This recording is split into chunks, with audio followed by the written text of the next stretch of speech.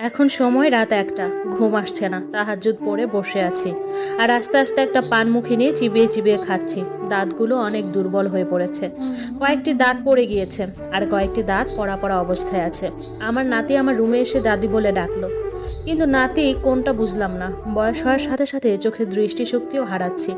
চোখে এখন অনেক ঝাপসা দেখি। জিজ্ঞেস করলো, দাদি তুমি কি ঘুমিয়েছো? আমি বললাম না, ঘুমাইনি। কণ্ঠ শুনে বুঝলাম আমার নাতি নিশাদ।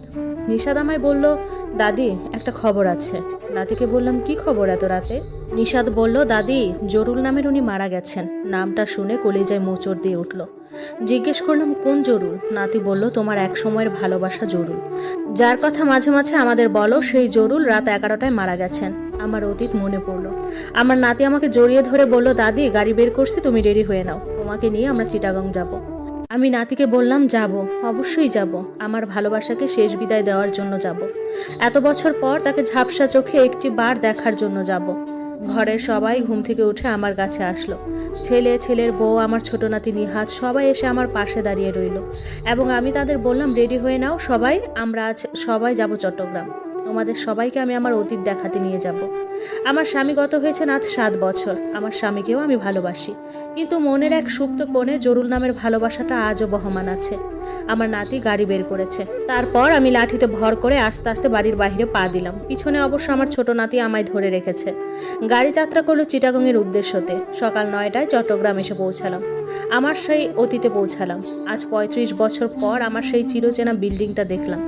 বিল্ডিংটা আগের মতোই আছে, শুধু একদম পুরনো হয়ে গেছে। ডিভোর্সের দিন শেষবার এই বিল্ডিংটা দেখে গিয়েছিলাম। এরপর আর আসিনি কখনো, এমনকি এই এলাকার আশেপাশেও আসিনি। নাতিরা আমাকে ধরে ধরে 1তলা থেকে 2তলায় উঠালো। আমি এখন আর সিঁড়ি বাইতে পারি না।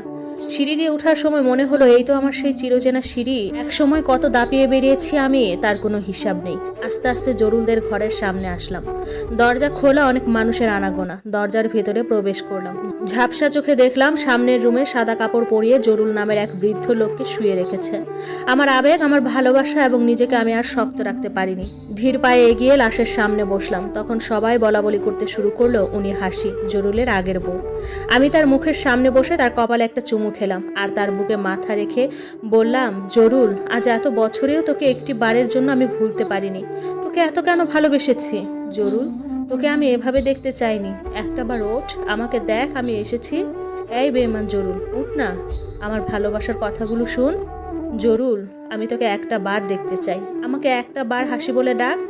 জরুল রে, তোর বুকে যে শান্তি পেয়েছি আমি এত বছরের জীবনে, কারো বুকে সেই শান্তি পাইনি। জরুল রে, উঠ না দয়া করে। ও জরুল, দেখ না আমাকে একটা বার। জরুল, আমি তোকে ছাড়া এত বছর ভালো ছিলাম না। কিন্তু আমার মৃত জরুল আমার কোনো কথাই শুনছিল না। জরুল কখনো আমার চোখের পানি সহ্য করতে পারতো না। এত ভালোবাসার পরেও আমাদের বিচ্ছেদ হয়েছিল।